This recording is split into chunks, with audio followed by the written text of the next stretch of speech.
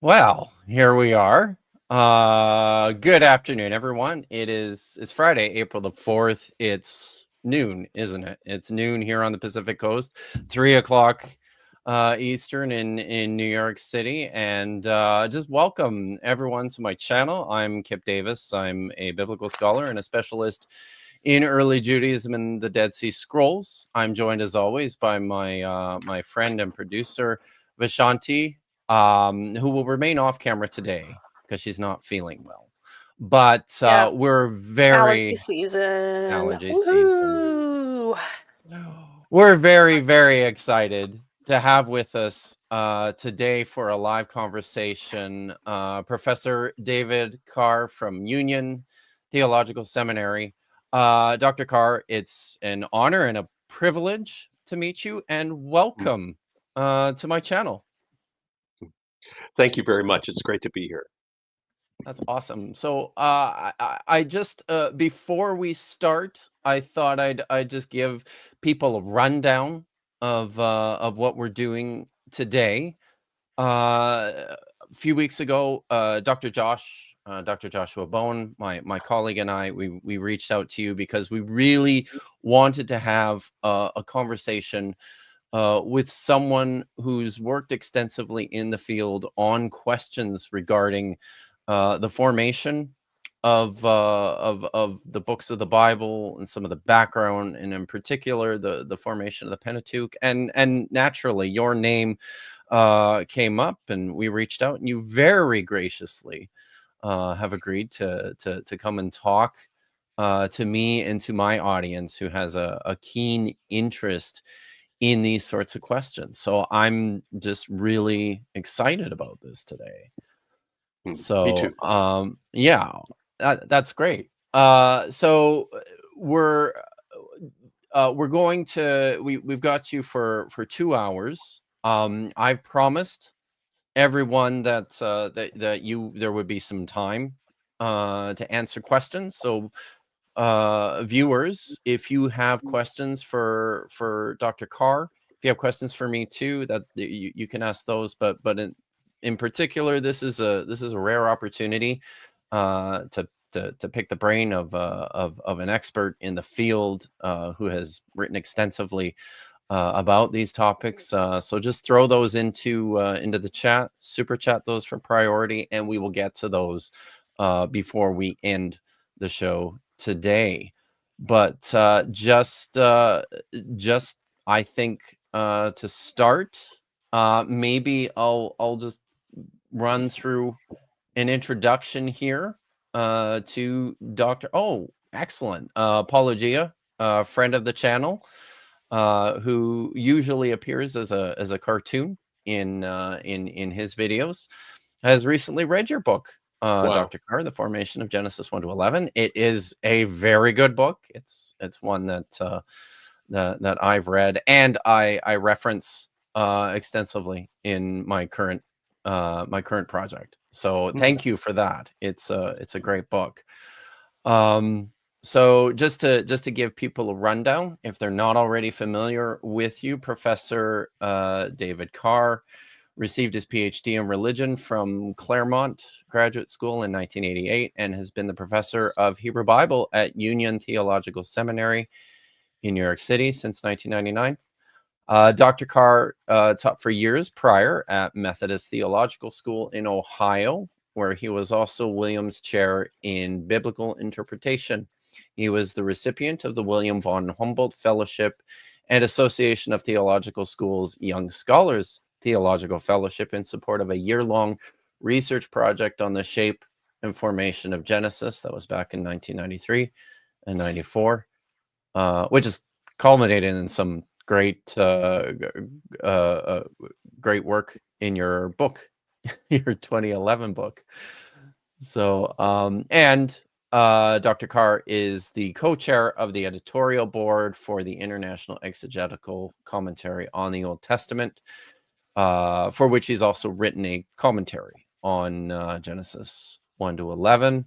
Among Dr. Carr's publications are Writing on the Tablet of the Heart, Origins of Western scripture and literature, which I actually think was probably the first book of yours that I read when I was still working on my own PhD at Manchester, and it was very, very helpful. He's also written Introduction to the Old Testament, Sacred Text and Imperial Context in the Hebrew Bible in 2010, The Formation of the Hebrew Bible, A New Reconstruction in 2011, Holy Resilience, The Bible's Traumatic Origins, which is a trade paperback published by Yale in 2014. The aforementioned Formation of Genesis 1 to 11, the commentary on Genesis, most recently, your textbook, The Hebrew Bible, A Contemporary Introduction to the Christian Old Testament and Jewish Tanakh in 2021, and Contemporary Introduction to the Bible in also in 2021.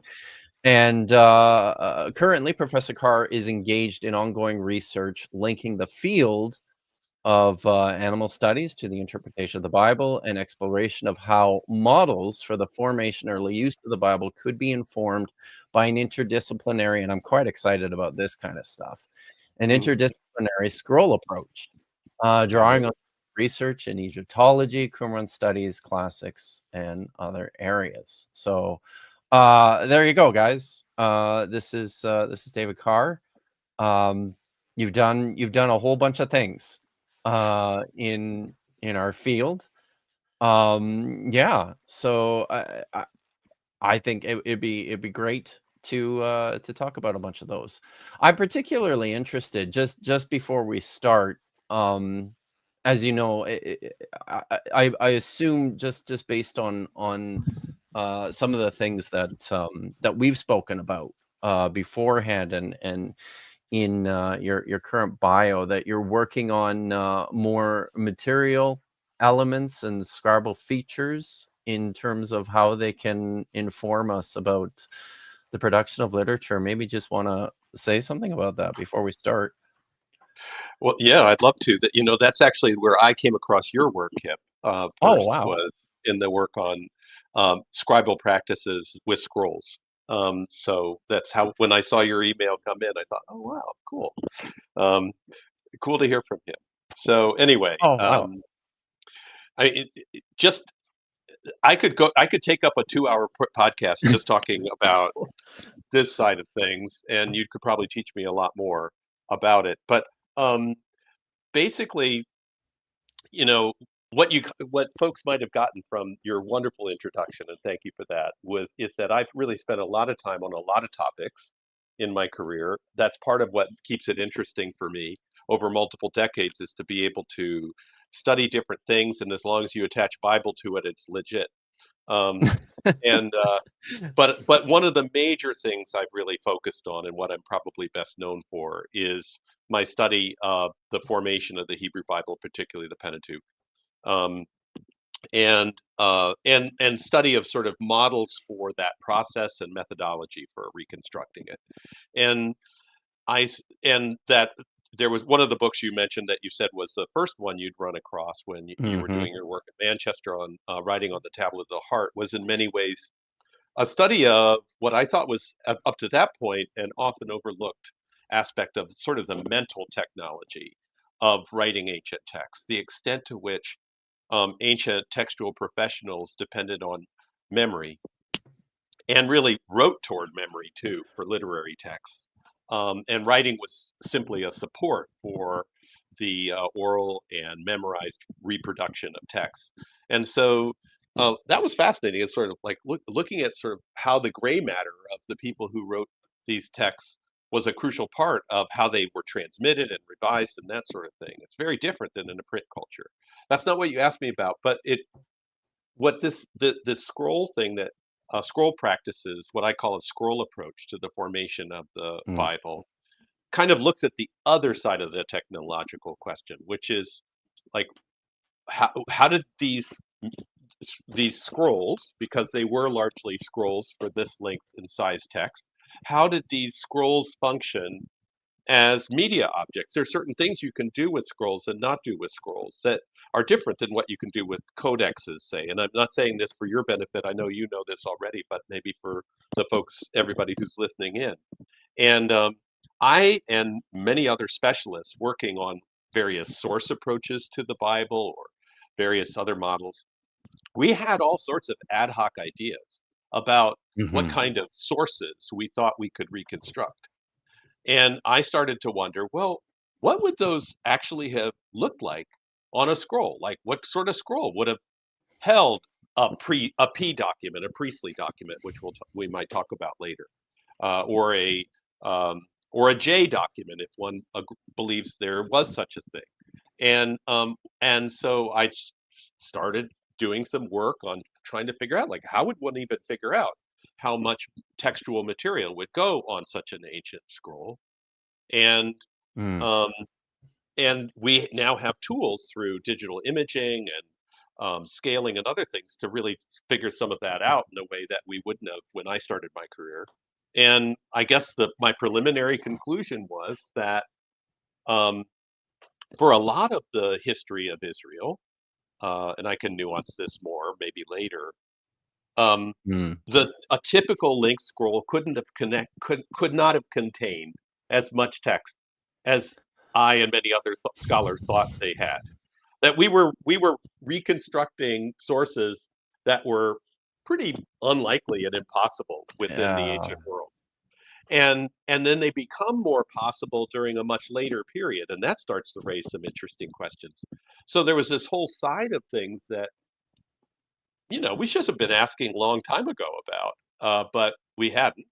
And so and it's not a particular area I had done a lot of work in, and so I had to benefit from generous help from other colleagues like Emmanuel Tove in Israel Mm. was and various other people, Joachim Kwok working on demotic materials, um, and a long list of other people, particularly Asaf Geyer, a younger Israeli scholar, brilliant Israeli scholar, Oh, wow. collaborated with me on working on digital reconstruction and comparison of text density across different periods, and we really uncovered what is in many ways, I think, a kind of media revolution that occurs in scroll technology across the Rubicon from the Persian to the Hellenistic periods that really starts to Oh, that's raise all sorts of incredible. other interesting questions about, Yeah, like, right. when different things started getting put together on scrolls and that sort of thing. So anyway, that probably opens up a whole host of other questions we didn't anticipate talking about, but that's the edge of my work in terms of this most recent chapter.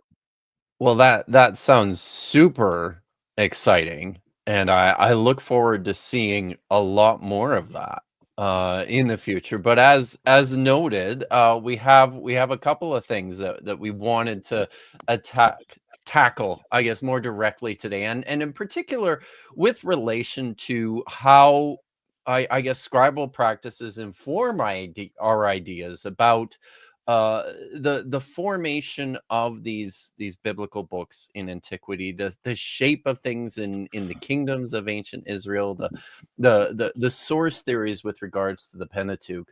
And I thought I'd start today if you could maybe put some of these pictures up on the screen, Vish, starting with the House of David screen caps. I wanted to show video, but sadly, you get dinged whenever you want to show any video.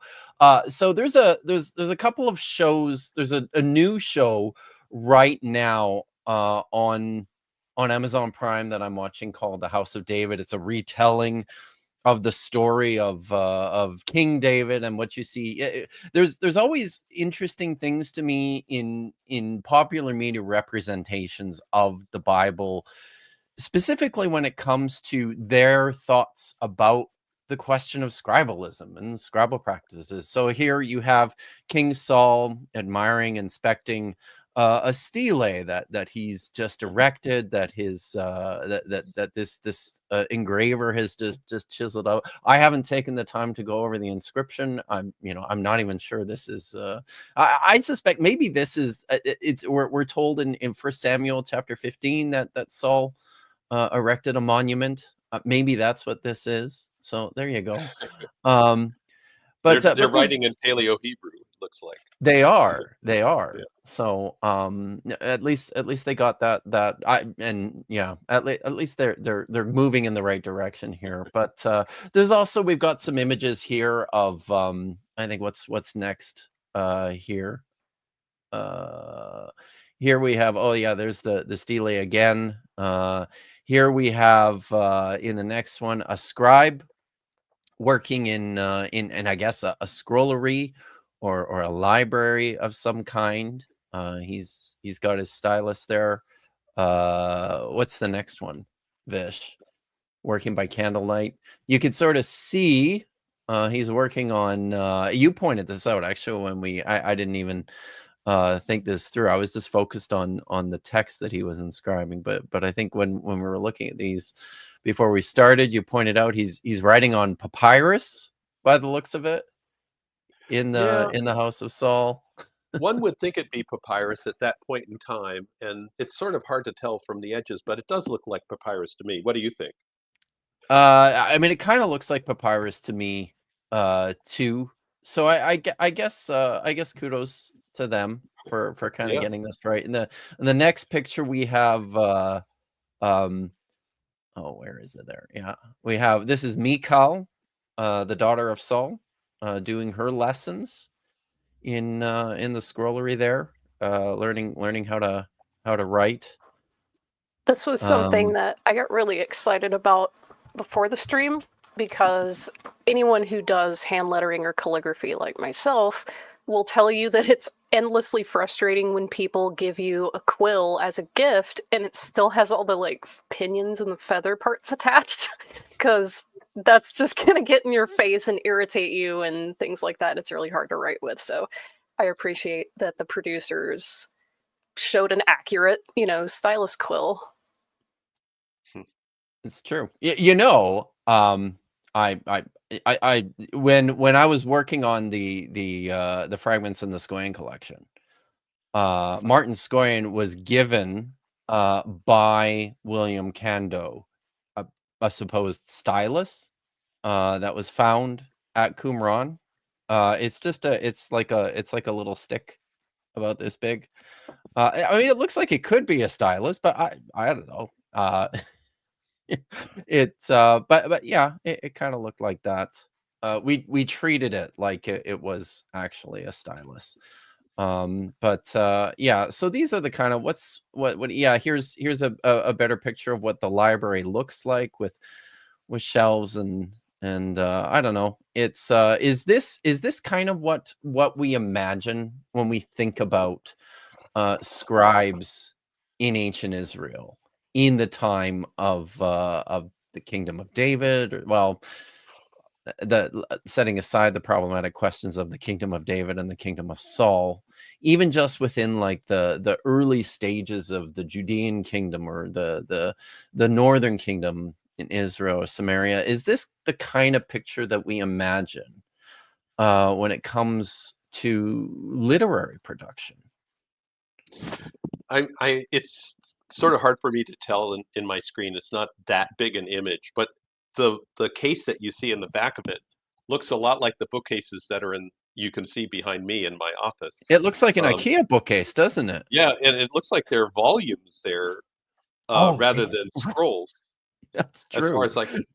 Yeah, I mean, maybe they would be, yeah, wax tablets.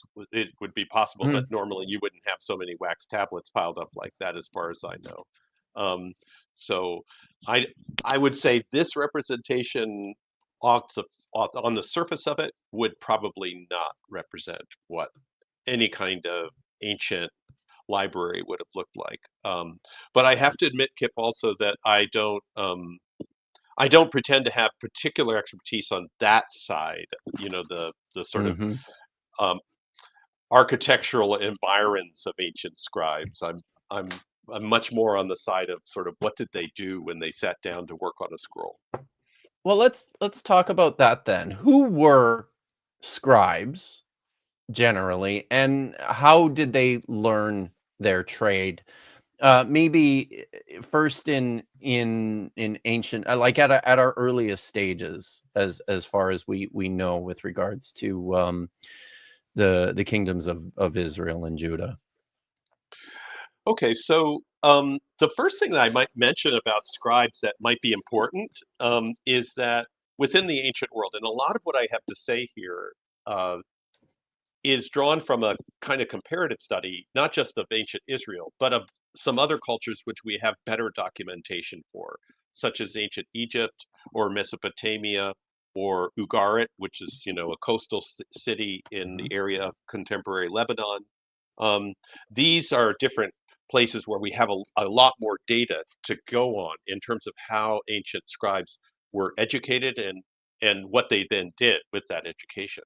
And one of the things, one of the big things I learned as I got deeper into this topic was that I'd always thought that scribes, to be a scribe, that meant you spent most of your time writing, that was what you trained to do. You trained, you learned the writing system, you learned the implements and technology, and then your job, sort of 9 to 5, was to produce texts for the king or for the temple or something else.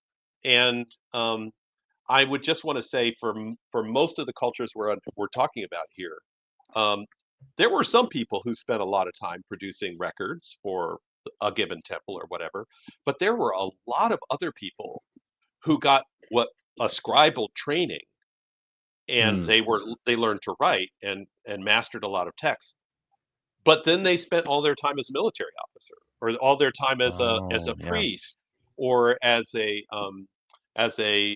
royal official, or that sort of thing. And in that sense, to be a scribe within these ancient cultures was somewhat like having a college education is now, in the sense that the college education helps sort of certify you as part of a certain more elite group.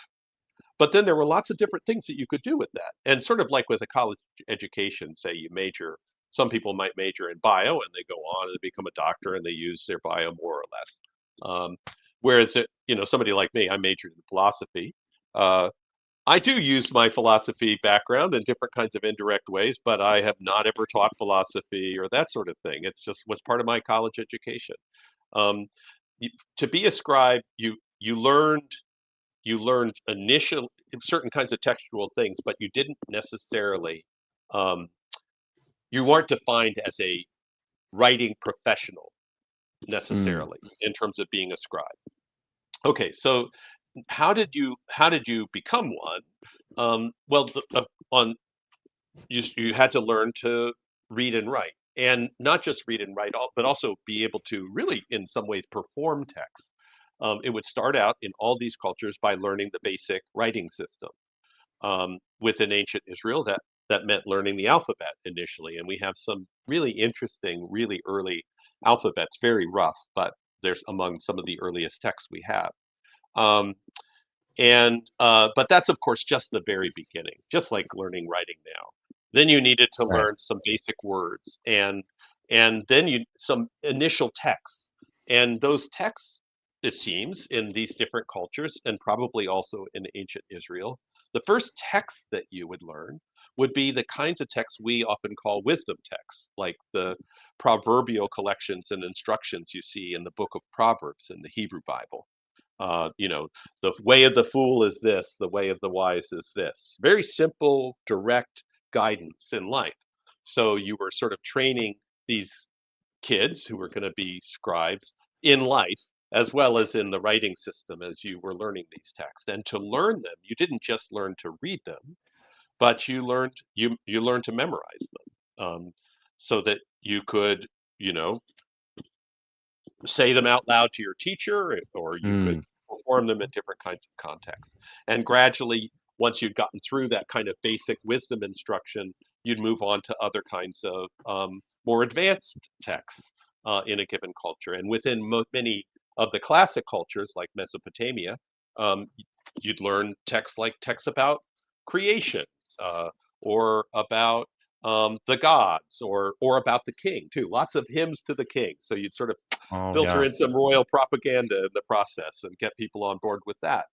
And so you were really, as you were becoming a scribe, yes, you were learning lots about writing and reading, and often, by the way, the writing and reading that you were doing was in a pretty archaic form of the language, or maybe even a different language than the one that was spoken in your context. So, for example, you can tell from Egyptian writing exercises that the kids didn't actually understand the Egyptian they were writing, but they were being trained a form of older Egyptian as they were, becoming Egyptian Oh, scribes. Or wow. if you were in Mesopotamia, you'd be learning Sumerian uh, Mm. when no one spoke Sumerian anymore, but you were learning Sumerian signs and texts and that sort of thing to become, get your college education in a sense, even though everybody spoke Akkadian, or in Yeah. Israel at a certain point, not early with the time of David and Solomon, there were schools then, but later, you're studying Hebrew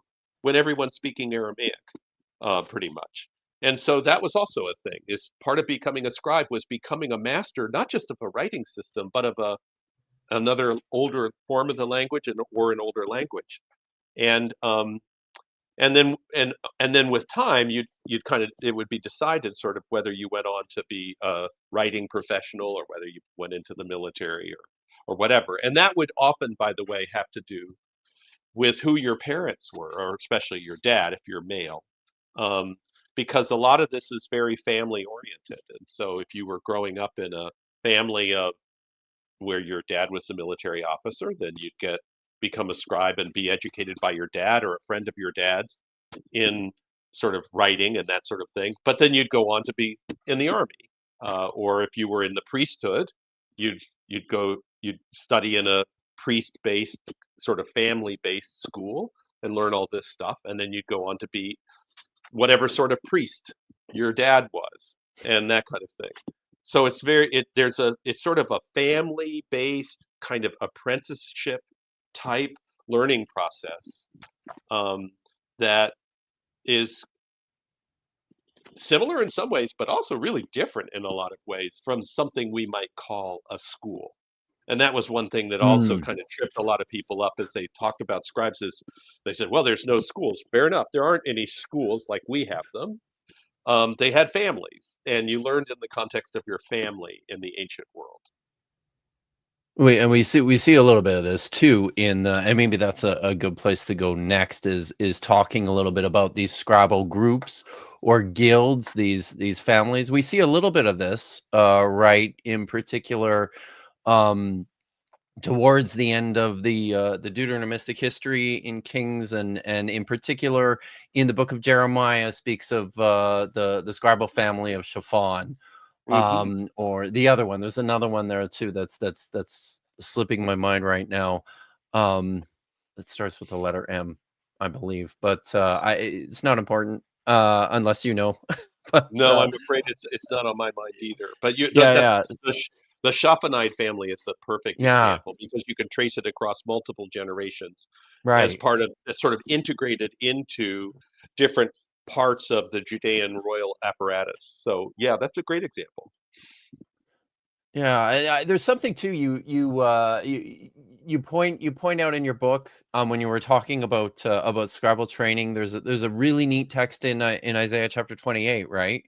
Um, line by line, command by command by command. I think in the book, in writing on the tablet of the heart, I don't remember this from. I actually I flipped through it recently, just getting ready for today. So no, it's not like this is stuff I remembered from 20 years ago. But uh, you draw attention to how this looks very much like a scribal pedagogical sort of setting, in that it's very much about an instructor repeating instructions back to a student and having the student say them to him. Hmm. It's a neat idea in terms of how we imagine what we imagine this looked like, um, in antiquity. So how, in terms of these groups though, scribal families or guilds, how might they have changed or look different over time from like the pre-exilic to the exilic and post-exilic Hellenistic period, and maybe in geography, like were there differences, or do we have any idea if there might have been differences in terms of how these things were practiced in the north versus the south? Well, a lot of this is supposition and hypothesis, but the first thing I would want to stress is during the pre-exilic period, there are the two kingdoms, the kingdom of Israel in the north, Israel proper, with its kingdom for much of its history in Samaria, and Mhm. a smaller kingdom of Judah in the south, with its capital in Jerusalem, ruled by David and his heirs, his dynasty. Those two kingdoms coexist for a couple hundred years, and then the northern kingdom is destroyed, as you know, and then there's just the southern kingdom after it. Um, Across that period of time, in both kingdoms, and there's argument about how extensive those kingdoms were and when, but at least at some point, both of those kingdoms had uh, a combination of a a royal apparatus of some kind, a king, Mhm. his court, his head scribe, various other scribes serving him, a military with its own version of various literate scribes. We know that there were literate people within the military of ancient kingdoms like Israel or Judah. And there was that in Judah as well. And there were also scribes in the priesthood of the temple of Israel and the temple of Jerusalem. And at that time, the the temple is fairly integrated with the monarchy. The king is in some ways the high priest. So it's like a bigger package. There's a lot of different kinds of scribes, some temple scribes, some military scribes, some specifically royal scribes, all doing their thing within this sort of small scale city state kingdom. Um, that's one sort of picture. And there there was a point when the Assyrian Empire wiped out the northern kingdom of Israel. And uh, if there was any continuation of the scribal tradition of that larger northern kingdom that was destroyed by the Assyrians, it would be as a result of some of those scribes fleeing to the south and becoming somehow part of the Judean Mm. kingdom, which survived that destruction and lasted another 100 years before the Babylonians come and destroy the southern kingdom of Judah. So that's one sort of picture: is like a northern kingdom of Israel that's larger, that has its royal and temple and military scribes, and the southern kingdom of Judah in Jerusalem with its versions of those scribes. And some possible migration of northern scribes to the south, which would help explain why we have so many specifically Israelite traditions in a collection of texts in the Hebrew Bible that's essentially a collection of Judahite texts. Um, so, Right. but then there's another set of transformations to answer the other part of your question, Kip, about like as we go in time. Uh, the southern kingdom in Jerusalem is destroyed by the Babylonian Empire um, through multiple attacks, but one of the most significant ones is around 587 when the city of Jerusalem and the temple is burned. The Davidic dynasty is pretty decisively ended, and you have mass forced relocation of a number of the educated elites from Jerusalem, primarily Jerusalem, to Babylon, whether Babylon itself or to relatively remote salinated areas that no normal Babylonian wanted to live in. No. Um, and uh, No and one so talks about suddenly, those guys. well, no, they didn't until we got a bunch of cuneiform legal tablets Right. that were Wow. written by those communities. And it's like amazing to have this stuff Amazing. from these communities living out on those salinated plains in a Yeah. town they called Little Judah. Um, uh, Oh my gosh, eh? yeah, and so anyway, that's another Yeah, yeah. discussion. But but what's amazing about this dynamic is this: that as long if we turn our film back to the pre-exilic period for a moment again. During that time, only a pretty small minority of people would have had the occasion or need to get the kind of labor-intensive education to be a scribe that I described at the outset of the podcast. I mean, most of those people were subsistence level farmers. They didn't need to learn to read and write. I mean, not even write their name. It's no need. We're talking probably 5% max, maybe 3% max literacy rates in the broader population. And almost all of those people who are literate are people who live in the major capital and are part of the military, priestly, or royal apparatus. But all of a sudden, the Babylonians they kill a lot of those people in Jerusalem, say, but the ones who survive suddenly are deported en masse to live together in Babylon. And you've suddenly created a, say, 50% literate community, where before the normal thing was a much smaller group. Moreover, chances are, and of course this is all supposition, but we have some actual artistic renditions of what it looked like when a kingdom like Assyria or Babylonia destroyed a town. There wasn't a lot of time for those educated scribes to pack their bags full of scrolls to take with them to Babylon. Like I've got to be sure I pack my J source or my E source in my bag before we get our donkeys take off and we're on our way to Babylon. So not only you both separate people from the written versions of their tradition, and you create a community that's massively more literate percentage-wise than the one they left. And that is the community of Judeans that is in Babylon. And so that produces sort of a really interesting dynamic in terms of luckily, their training was to memorize text. So they had a version of those texts in their head, and they just needed to sit down and write them down again. But having gone through that experience, and this takes me into another part of my work that you quoted before, the study of trauma.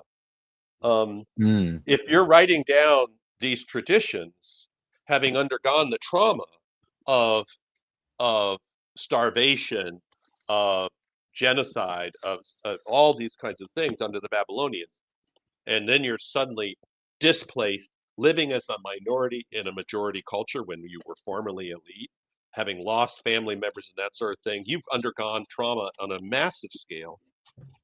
You're not going to write those traditions down the same way you had them. And so it's not just a question of just like, oh, I've got this memorized, here we go. It's a question of writing. Yeah, I'm a scribal master. I know how to reproduce this and this part of the tradition, but there's going to be some new stuff as you reshape the tradition for that different moment. And so that's a different kind of scribal community. And then we'll take one more step. I've been talking for a while, but it's a rich question you posed me here. There comes a point when the Persian Empire destroys the Babylonian Empire that had displaced these Jews about 50 years after they had been relocated from Jerusalem. And most of the people in that generation actually probably had died, because most people in the ancient world didn't live longer than 30 or 40 years. But at least their kids and some people who were old enough to survive, they get a chance to return. Not everyone does. We actually have these legal documents from a number of these communities long after the Persians were allowing Jews to go back, and they're still living in Babylon. But some of them did go back to the land of Israel. And they sort of reconstruct Jerusalem as a walled city, and the temple is rebuilt there, and you have a priesthood, and they bring their texts with them. And in that context, you now have returnees from the trauma of Babylonian exile, bringing their reconstructed, redone texts back. And that also becomes a crucial time when scribes now working in this rebuilt post-exilic Jerusalem temple further collect and also extend some of the traditions that were crucial to their community. And so now They don't have a kingship. There's no like royal Mm. scribal office next to them anymore. They don't have a military, not much of one. There's no military scribal apparatus. It is purely temple-based Hebrew archival post-exilic scribal group that is cultivating and finalizing the collection we now know as the Hebrew Scriptures. Wow.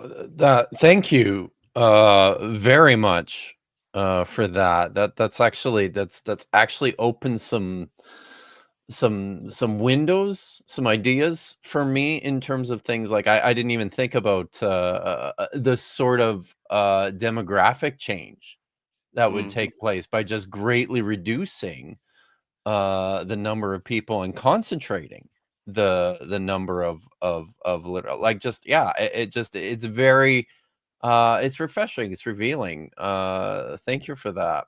um but maybe, like, at this point, we should talk about sort of what we really wanted to talk about when Josh and I reached out to you was how these scribal practices inform our own understanding of the editorial processes of the Pentateuch and the rest of the Hebrew Bible, and maybe even, like, as we're talking, one of the things that just stands out in my mind right away is just the necessity or of some sort of institutional apparatus just for the production of text in the first place. So, when it comes to something like the Pentateuch, it's not like you've got um people, no nomadic peoples wandering around Right. in the desert who are carrying their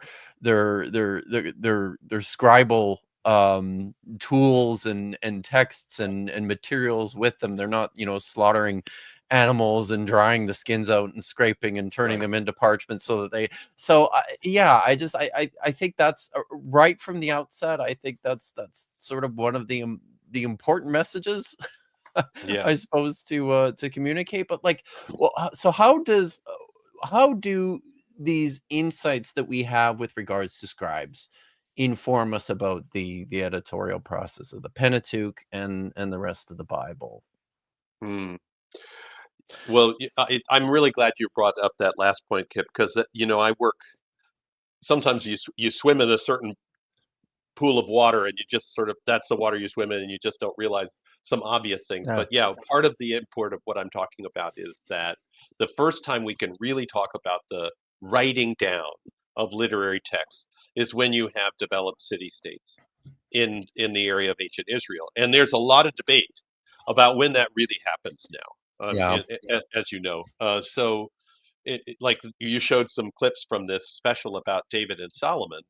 Well, a lot of colleagues really have some questions about how They much of really a do. monarchy there ever existed in the time of David and Solomon. A lot of people would put the emergence of the monarchy later, and they would put it in the north, first of all. And Yeah. whatever was happening in Jerusalem sort of comes later and may not be anywhere near as developed as one thinks. But man, that's a long, long way from Moses or Abraham or Yeah. Isaac. Like like no one's even discussing the possibility of writing down scroll texts in that period. Yes, there are Yeah. places, of course, in the Bible which are probably retrojections from a culture that's has writing and stuff where they picture Moses and other people writing, in the time of the judges or whatever. But um, I mean, the judges writing in the time of the judges or Moses writing at Sinai, but but that's a later sort of reshaping of a story. So yeah, that's an important thing to stress. But I think you asked me how do some of these insights inform like our study of the formation of the Pentateuch, and I guess the Yeah. first thing I would want to say is we have just clear data now, and this is something thanks somewhat to the Dead Sea Scrolls, which I know you've worked on. Mhm. We actually have hard data, um, not only in other cultures but now in Israel, to show that texts were changed. That the scribes who were responsible for copying them and extending them often changed them in very important ways. And that's just a fact that they did. And the most common way they would do that, because it was a culture that valued tradition, is they would take something they had and then they'd add on to it. Or in some cases, they take something they had and they rearrange it somehow. Um, Hmm. that was, it seems obvious, but it's sort of a basic thing. Um, Nowadays, in our contemporary culture, this is very much more of a sort of throwaway culture. Like, if I don't like this idea, well, I'll give that up and I'll take on something else different. But in that culture, even if you disagreed pretty fundamentally with a given text, you'd still preserve it, but you just add your own take at some point that would, offer your different kind of perspective. And so um, we know that the Pentateuch grew over time, that the texts like the Pentateuch grew over time. And we even have some manuscripts that document the later stages of that process. Um, that's, I think that's kind of cool. That's kind of interesting. It's one thing Agreed. also that's humbling about it, though, is that there are cases like when we actually look at the different manuscripts that show the differences in how the text was reproduced. Sometimes I'm teaching a doctoral seminar right now where I'm training a great group of doctoral students from local institutions, Princeton, NYU, Union, Fordham, Mm. on how you do this sort of work. And one of the things I've had them do is I give them sort of a later version of the text. And I say, okay, tell me what happened. Like, and it's amazing. Oh, A that's lot of times sounds like tons of they fun. yeah, and then they and it's cases where we actually have an earlier copy, Yeah. and so they work on it in small groups for a bit, and we come back together and compare notes, and then I give them the answer key, and they look at it and they go, "Wow, we didn't really see that." It's humbling to realize that scribes, as they did this kind of work, didn't always leave traces of every aspect of what they were doing. I mean, they were trying Mm. to write a cool text, a text that meant something to their community. So, sometimes you can recognize stuff because there's a shift in logic or that sort of thing. But then there are other times, especially when they're just expanding on a given tradition, that uh, it's seamless enough that Yeah. you maybe you can tell something's going on, but you wouldn't be able to reconstruct the exact contours of where, this is where the new edition picks up and that kind of thing. So we know stuff happened, but if we didn't have the answer key, and in most cases we don't have the answer key, we just have the later stages of it. If we don't have the answer key, we don't always know exactly what that was. That might be helpful for even just understanding why there's so much within source criticism of the Torah, of the Pentateuch, where scholars have these pretty substantial disagreements about the edges, right? Of this source or that. So it's like we you've got a sense that something's happened here, Yeah. right? But then I don't know, everyone's got their own take on exactly what it was, despite the Hmm. fact that everyone agrees uh there there's editorial activity taking place between these texts. That's a very nice way of putting it and illustrating it, I think. And maybe at this point we could just move right in and talk a little bit more about Pentateuchal formation. And just to start, could you give us maybe just a couple of minutes, couple of sentences about so most of my audience is already familiar with ideas like the documentary hypothesis, the four source theory, some of the ways in which that's been mapped out by scholars. There's other ideas with regards to the formation of the Pentateuch, like the supplementary hypothesis or the fragmentary hypothesis, and lots of scholars now like to talk about just P versus non-P for the frustrating difficulty of finding these fuzzy boundaries between something like J and E. So I don't know, could you maybe just give us a couple of sentences, just sort of a snapshot of why did scholars posit multiple authorship of the Pentateuch, and why is this still compelling to scholars today? Mm, yeah, this is a great place to go from where we were, and Yeah. it kind of balances what I just said, because um, there are a set of observations that scholars already started making more than 200 years ago about some really interesting aspects of the text of the Pentateuch, especially in Genesis, also in the first part of Exodus, and there's some comparable issues in Numbers. But anyway, they noticed things like, for example, sorry for those in the audience who already know all this stuff already, but I'll just review a few things. Like there are two stories of creation at the very outset of the Hmm. Bible, and they tell similar things: the making of male and female humans, of non-human animals, of plants, of and that sort of thing. But they tell it twice, and they tell it differently.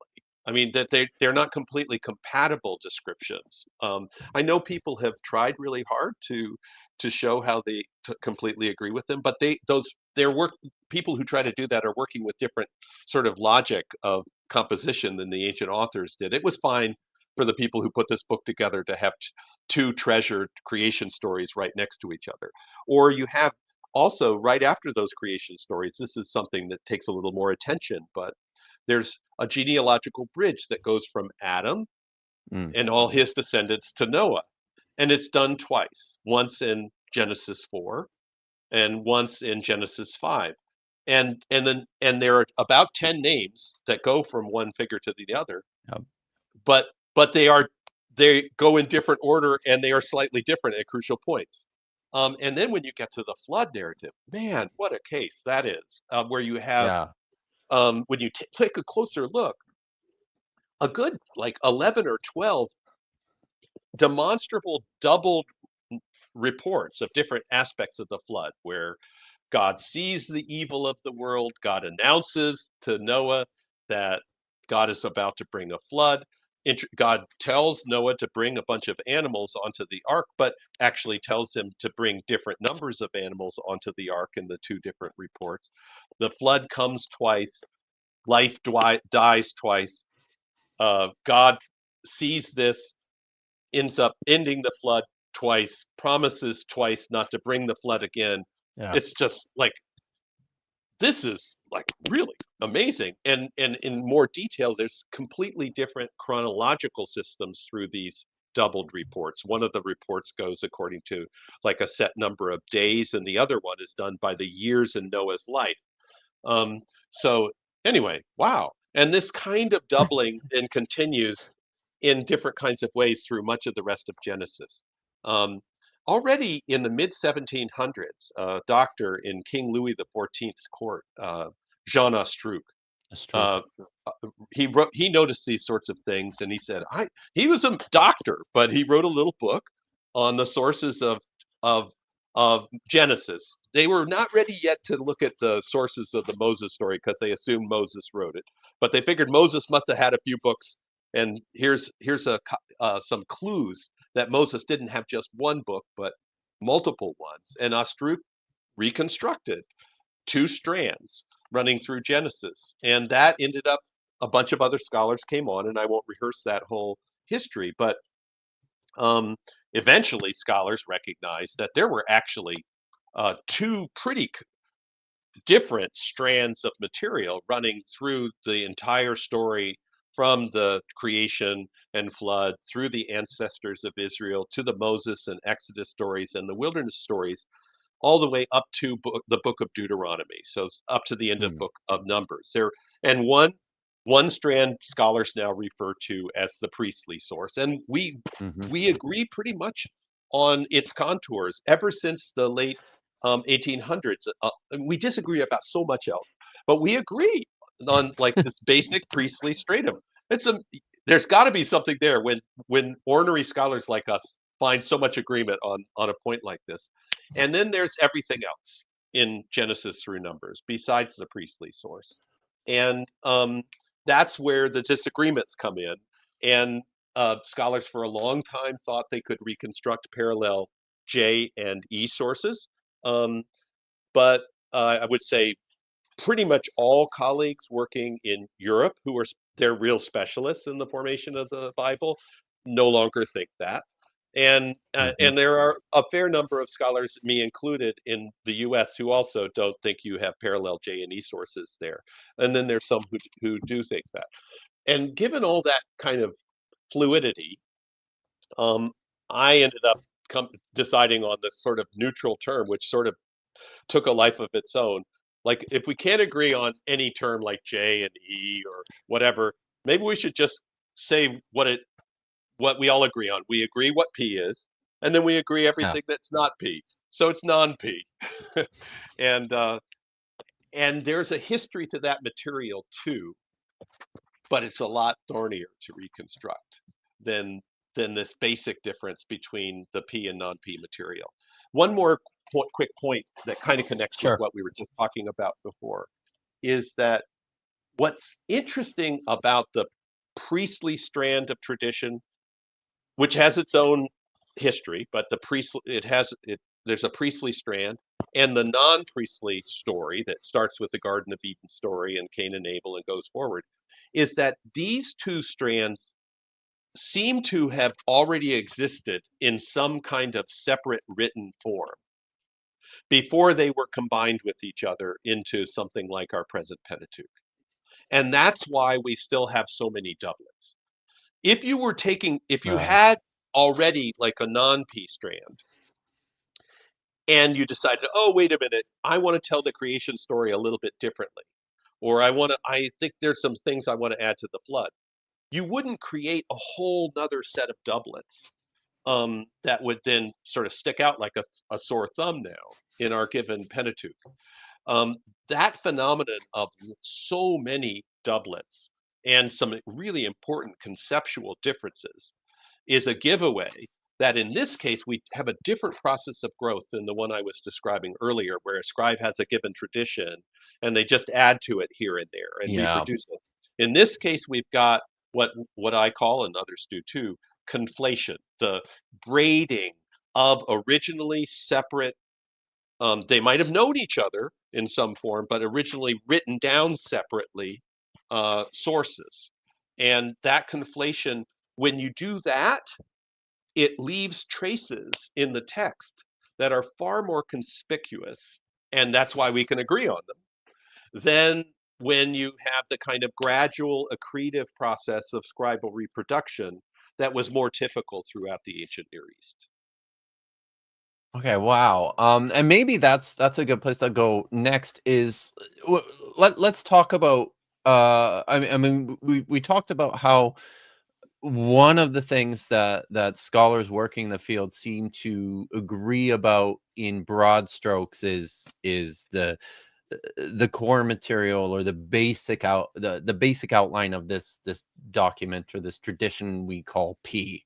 Mm-hmm. Can you say something about where there's what do all the subject matter experts in the field of Pentateuchal studies agree on when it comes to the formation of the Pentateuch?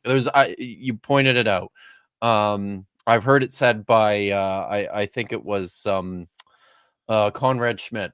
Mm-hmm. We just about disagree on everything, but if there's a handful of things that everyone does agree on, what might those be with regards to the formation of the Pentateuch?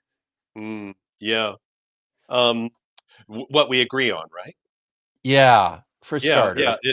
And by the way, I just had Conrad here in New Oh, York. He was wow. in my seminar 5 weeks ago and did an Oh, amazing excellent. class and What a set treat. of lectures. He's a Yeah, wonderful colleague and scholar, yeah, and I would agree with him. This first of all, starting with what I was just saying about this distinction between a priestly material and stuff that, for lack of a better term, many people term um, non-P. Uh, yeah, and so and that's related to the material in Genesis through Numbers. Another sort right. of, it's obvious, but we agree that the book of Deuteronomy has its own sort of character, and it's not really a continuation of either of those blocks. So though there's some materials in Deuteronomy that kind of connect to non-P material. Mm, That's important. But so if you were to talk about sort of in very broad strokes, I yeah. can get all nuanced and qualified, but if in very broad strokes, um, a priestly stratum that starts in the 7-day creation account of Genesis. It includes the Adam to Noah genealogy in Genesis Mm, 5. It includes a strand of the flood narrative that ends in the covenant of the rainbow in Genesis 6 through 9. It includes a lot of the sort of genealogies and that kind of number stuff in Genesis, and goes forward into a lot of more specifically priestly material like the tabernacle narrative at the end of Exodus, the rules for sacrifice and the beginning of Leviticus, and well, basically the mhm, whole book of Leviticus. mm, Um, if you include what scholars would more narrowly term H material and the priestly stratum more broadly, the first 10 chapters of Numbers, where they're all in a camp together, centered on the tabernacle, all that is what scholars would call P. And there's stuff I have yeah. left out, but those are some major contours. And then there's the other material, which I sometimes call L. Nobody's kind of wanted to go for another sigla, but I use it sometimes for my students because non-P just tells you what the source is not. And my students need something more positive, especially since they're a little fuzzy on what P is too. Um, so L for me stands for lay, lay, layer, and later. And Okay. I could go into more detail about some of that, but that might go beyond the podcast. But anyway, this material is the Garden of Eden story, the Cain Abel Mm, story, and the genealogy of the Kenites. It's a strand of the flood narrative that ends with Noah offering a sacrifice that God smells and loves and says God's never going to bring another flood. It goes into the story of Noah and his sons that's had such awful impacts on various cultures in terms of slavery and racism, the yeah. Tower of Babel story, a lot of the Abraham story, and Jacob Joseph story has very little priestly material. There's exceptions, and then again into the Exodus Moses story. So that's non-P material. That's the second source, and then Deuteronomy. That basic set of divisions has been around as long as we've known about things like electricity or about geological layers, or there's like very basic common scientific knowledge. It's not anything new. This sort of basic analysis I just summarized for you, Kip. This is part of Yeah. the sort of the scientific consensus by academic historical scholars for well over 100 years. Um, Yeah. and then we get to the part where I make my living, which is the parts we disagree on. So, well, let's talk about some of those main differences then. Like, I guess if you could say something, and I'm honestly, I get a little bit fuzzy on this myself.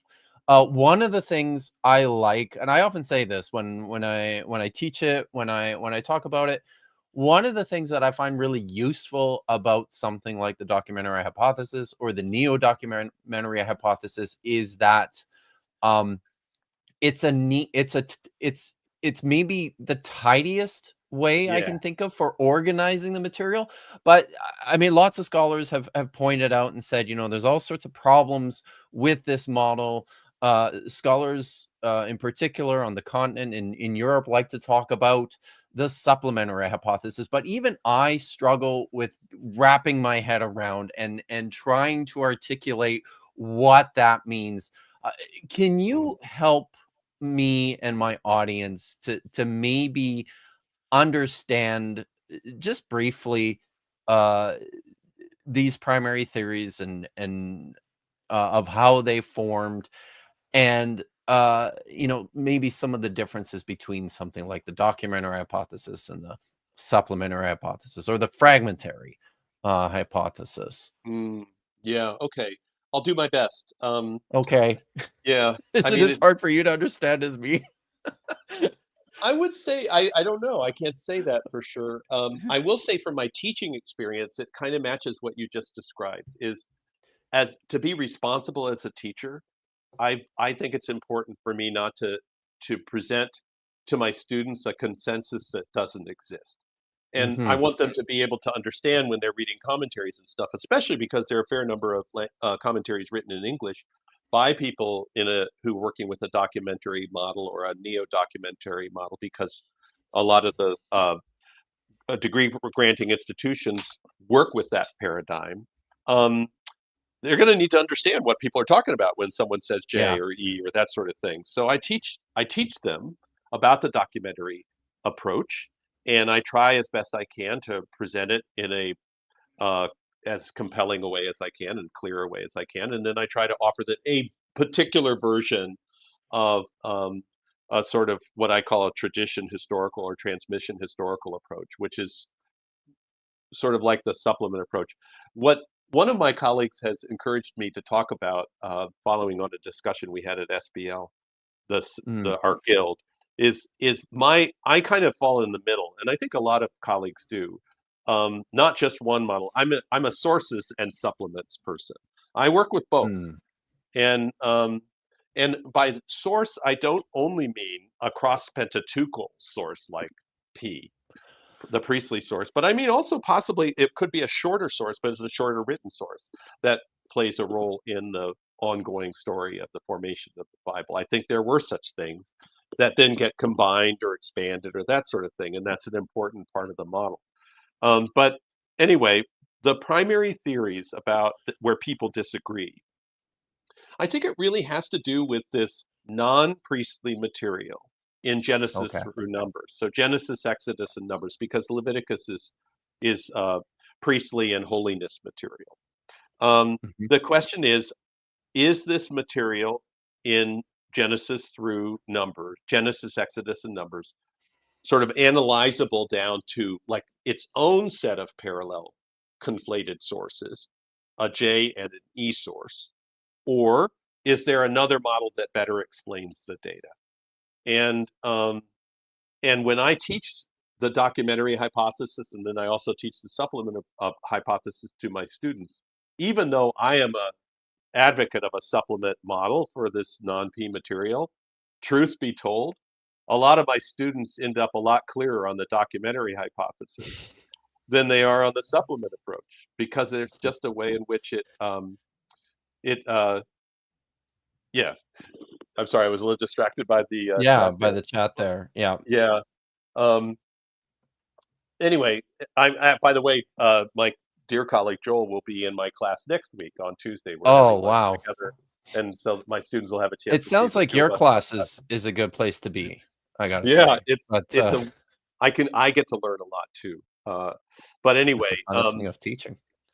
yeah. But anyway, what it goes to your point that there's a simplicity and a Mhm. clarity to the documentary approach, particularly in its neo-documentarian form, that's Mm. attractive um, to students. Like why, and you can get your head around it more. Yeah. Whereas there are a fair number of different supplement models, and many of them I myself find highly unpersuasive. Um, Yeah. and so, yeah, that's difficult. It's pedagogically challenging Yeah. to work with, even as I would argue that there are some pretty significant problems with the Right. documentary approach, the JE part of the documentary approach, um, as it goes with the non-P material, that it doesn't, in my view, best explain the data, and it Mhm. manufactures data to help make itself work too, in my opinion. I think that's probably why what I often see too is no matter for how much scholars will complain about the problems with the documentary approach or the neo documentary approach, it almost feels like invariably when we're working through the material we're still all describing this stuff the same way, right? Like everyone's still talking about the p layer of this particular text that I'm working on, as opposed to what belongs in E or J. And I think to me it just partly I think a lot of that just speaks to the amount of clarity and the simplicity of trying to grapple with these things, which are probably just much more nuanced and complex. But I think it shows that scholars are certainly on to something and have been for 150 years now or more. My producer Vishanti wanted a clarifying. She added a clarifying question here, which I think is useful. Could you maybe say something about the reasons why these texts preserve differing and conflicting traditions, the doublets, as opposed to just harmonizing them? And this is actually one of the criticisms that I encounter when I deal with people who want to confront critical biblical scholarship and source theories of the Pentateuch. Something that they'll often say is, well, why does it make any sense to make this document, which seems to have all these conflicting doublets and these problems? So why do that as opposed to just harmonizing the texts? How I Sorry, we're enjoy. springing this one on you. No, it's totally fine. It's a good question, and Yeah. it's one of those places where I would love to interview some of those scribes who were Mm. responsible for the Bible. But I would say this: I think maybe we can take it as a testimony to how much they treasured their tradition. Yeah. Um, that they didn't believe in like messing with it. They really wanted to preserve both of those traditions. Both were really important, and they weren't going to let go of either one of them, or even let go of the integrity of them to some extent. So it just is it's interesting also as I was working for all those years on the commentary on Genesis 1 to 11 and on the book on the formation of those chapters. You can trace places where the scribes were fine with doublets and conceptual differences, like about how many animals, how many pure animals went onto the ark, for example. They just were good with that. And yet, when it came to how old the pre-flood patriarchs were, there they got really specific. Like you needed to make sure, like when do the patriarchs which patriarchs die in the flood, and they did all their Yeah. math and that sort of thing, and there are differences. Like we have three completely different chronological systems in Genesis 5, preserved in the Septuagint, the Samaritan Pentateuch, and the Yeah. Masoretic text that show this was a place where the scribes were not okay with certain kinds of problems. And so it's just kind of interesting. Like most of us probably read through those really long ages of Methuselah and stuff in the pre-primeval period, and we kind of go, wow, they lived a long time, and move on. Yeah. But those scribes, that's something they really narrowed in on and cared about. Whereas this other stuff, the integrity of the tradition was far more important than any kind of ripples that might be created by having a doublet here or there. Does that help? Yeah, I think so. That is helpful. And I appreciate the straightforwardness, the transparency about just some of these things we just don't have answers for, right? Like we are still trying to figure so much of this stuff out. Folks, we're gonna get to your questions here momentarily. Please get those in here in the next few minutes. But just Could, I thought maybe we could finish up could I here. Yeah, go actually ahead. could I just jump in real quick with an illustration just to Yeah, of flesh course. out some of the differences I was talking about? This just might help with some of the questions you're about to ask. Um, but just to illustrate, like, okay, take a part of the Bible. How would a documentary approach look different from a supplement approach? Right, The yes. Genesis stories of Jacob and Joseph. Um, Right. this is a part of the Bible where there's a very clear set of theories regarding the presence of a J and an E strand for the Jacob and Joseph materials, where, documentarians, they don't always agree, especially in parts of the Joseph story, but they have a theory about Hmm. how there were parallel sources and a lot of them, and they sort of use various possible ripples within the text to reconstruct those parallel documents documentary sources. They're not complete, but the neo-documentarians work to be as complete as possible across that whole section. Right. Yeah. And they see that as the main Okay. difference that you would have across that, is you've got two sources. I, on the other hand, and this building on the work of Erhard Bloom and various other colleagues, think actually a lot of the most interesting distinctive aspects of that block of non-priestly text is first of all explained as the result of them being built out of two separate narratives: a narrative focused on Jacob and his brother Esau and his story with Laban and that sort of thing. It has its own character, and a story of a novella about Joseph and his brothers. That those are the two basic blocks. And there are certain places in Joseph's dreams that actually don't completely agree with the data in the Jacob story. It seems like these are two blocks that originally kind of circulated separately, and they kind of knew of each other, like they're in the same genealogical train, but they weren't telling the story exactly the same way. And then there's a block of material that's added, it seems, to that, which is really focused on Judah and Judah's ultimate destiny to be the leader of his brothers and to have an internal kingship. Right. And it culminates in Jacob's blessing on the 12 brothers, which says Judah will have an eternal reign. And what we can see in this layer, which starts already with the addition of Dinah into the story of the birth of Jacob's children, Right. and Yeah. includes the story of her taking by Shechem and Shechem. that sort of thing, all that sort of thing. Mhm. But it's a clearly connected, identifiable layer that takes what were originally northern materials around Joseph, who's a northern figure, and Jacob, Israel, which is a northern thing, and Judaizes it and says, okay, but Judah's really the one who will have the future. That's another crucial layer. It's not a separate source. The source approach would Right. assign all this Judah material to a J source, or not most of it, but we would say no. Okay. It's a very specific Judah layer, and those would be the kinds of major differences that are important to talk about in the non-P material.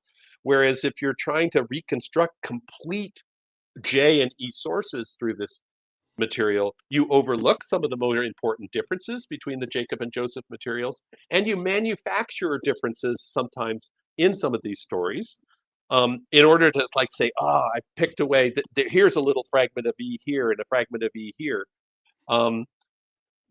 where really it's okay. The text is okay as it is. So anyway, this would be a kind of Nice. quick and dirty example of how a specific part of the Bible would look different if you analyzed it with these two approaches. Yeah, I think that's really helpful. It's nice to have like a clear example of the different ways that scholars handle the same material. So maybe as we finish up here before we get to questions, if you can talk maybe a little bit about the bleeding edges of the Okay. field and some of the new findings and directions. You got a bunch of stuff here that looks really, really interesting that maybe you could get into, and then talk about what's next for you, and what you're looking to work on now and in the future. Okay. I guess I know we want to get soon to the question, so I'll just be fairly brief. But there are two kinds of things I would mention. If I was to Okay. name one thing, I think Joel and Conrad and I would all Mm. agree on as a major important development I don't know actually for Joel for sure. I should ask him on Tuesday, but um, I think at least his good friend Jeff Stackard at University of Chicago Yes. would agree with me on this. And Right. is that there was a time when scholars thought that there was a block in Leviticus of material called holiness material, chapters Right. 17 to 26 of Leviticus, that originated in some sort of earlier pre-P source and then was incorporated by P there. That was the older theory. In the last decades, scholars have come to realize that material was actually an extension of the priestly material. It's like a new holiness layer that Oh wow. applies purity regulations that were originally meant for the priesthood to the people as a whole. And it's not only in Leviticus, this is the other insight, that it's that kind of material is not only in Leviticus 17 to 26, but there are also some interesting bits of holiness material added later to priestly material in other books of the Bible, especially uh, Exodus, and well, also Numbers. So we actually have a whole later holiness layer.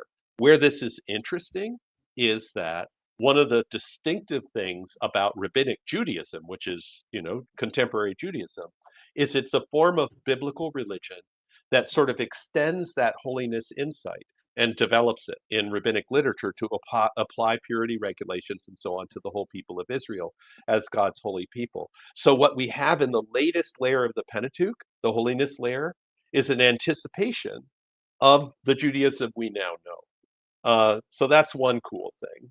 And the other thing that I would argue, and I'm partial to this, we talked about it a little before, is attending to the material dimension of these sources that I or Joel or Conrad reconstruct. And one thing I would argue is I don't actually know for sure exactly what text Joel includes in his J&E sources. That's something that's still kind of not out there as far as I know. But if I reconstruct J&E sources according to the older approach or a P source, they wouldn't have existed in the pre-Hellenistic period on one scroll. Now, it's always possible to have Right. a multi-scroll composition, but I think it's interesting that we were positing, say, a J source, and I think most scholars thought it was a scroll J, but that just wasn't likely in the earlier period.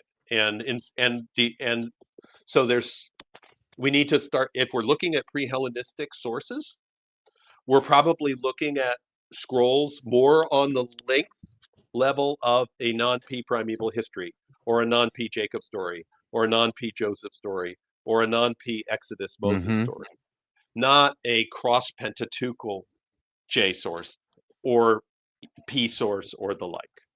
Oh, And right. so Yeah. that's, I think that'll be something we'll have to clarify. But it's early days with this too, I have to say. Yeah. I spent a lot of time cross-checking my figures and working with Asaf Geyer on that and that sort of thing. But it's always possible that specialists like you will come along and say, wait a minute, we need to look at that again. Yeah. Wow. Yeah. This is very interesting because I mean, one of the things that I mean, I've spent quite a bit of time paying close attention to more recently is just what the what we have surviving in the manuscript tradition, in particular from the text from Qumran, for multiple compositions existing on the same manuscript, right? Like there's almost nothing. There's tiny little bits of, like Genesis, Exodus, or I think it's Leviticus, Numbers.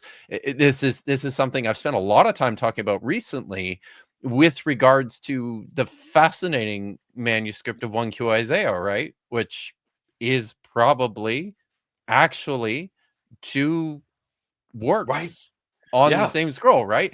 Yeah. So it just, yeah, a lot of this is it kind of it blows up in my mind. I've got ideas and thoughts with regards to, Samaritan Pentateuch manuscripts we have at Qumran, and so-called rework Pentateuch manuscripts we have at Qumran, which Hmm. look to me like kind of like one of these early efforts to actually put all this stuff together into a scroll, Hmm. maybe for the first time. We just don't know, right? Like it's all so neat. It's all so fascinating. Thank you so much for this. And if you're ready to answer some audience questions, I think we'll just move on with that. Vish, did you say you were gonna read those, or do you want me to? Yeah, sorry about that. I'll give a little bit of an assist here. Before the stream started, we had a little inside joke from Archival Blob for 26. Oh, Mary yes. Hatikva to the Kolkam here. There is You have to tell, there is you Dr. have to Carr, tell what's about going on? that. There's channel, when you have a YouTube channel and you develop an audience, you also start to develop channel lore.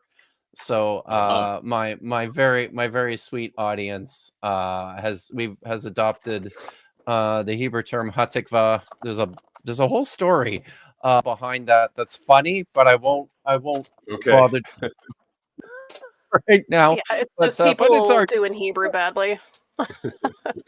yeah. So, Okay, it's just so our this way is of for 5. saying we love so Yeah, it was bad. like Okay, Jennifer for 5. Will this be? It's spelled boblical, oh but I'm assuming it's well biblical. that's because And no, it's actually go ahead, finish, and I'll explain more. we have expectations.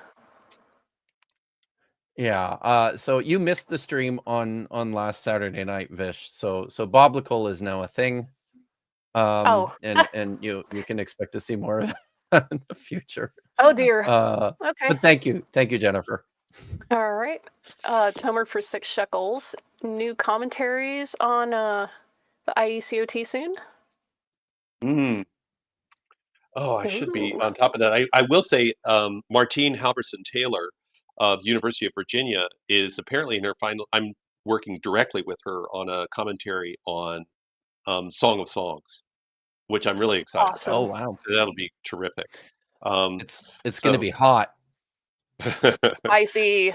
Yeah, and I think I don't know if it's already out or coming out very soon, but my co-chief editor of the series, Crystal Meyer, wrote a wonderful commentary on Jeremiah, and that came out at first in German, which is Crystal's native language, but the translation into English of that important Jeremiah commentary should be appearing shortly, and it'll be really good.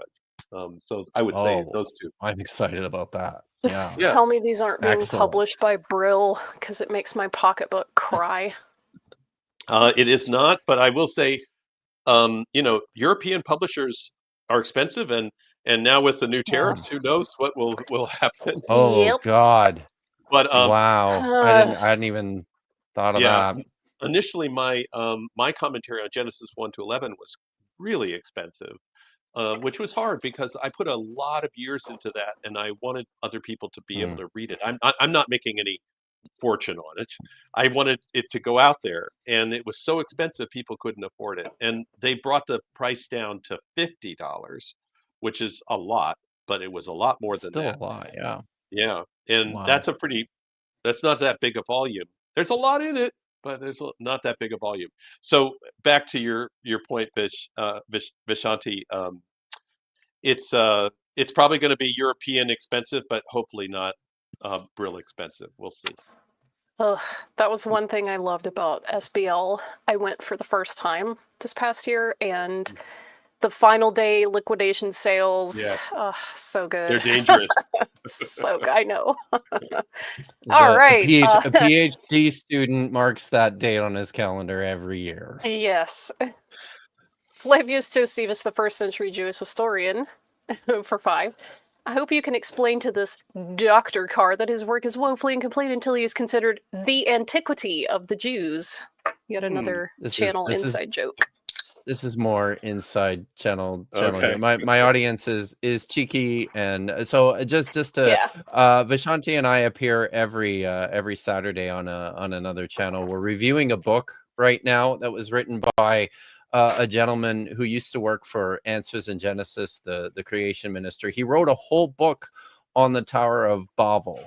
But throughout the book, he continues to reference Josephus, the first century Jewish historian, and his classic work, The Antiquity of the Jews, which I can only assume is a book that was about how old Jews are. Jewish people. I mean, we are, I don't know.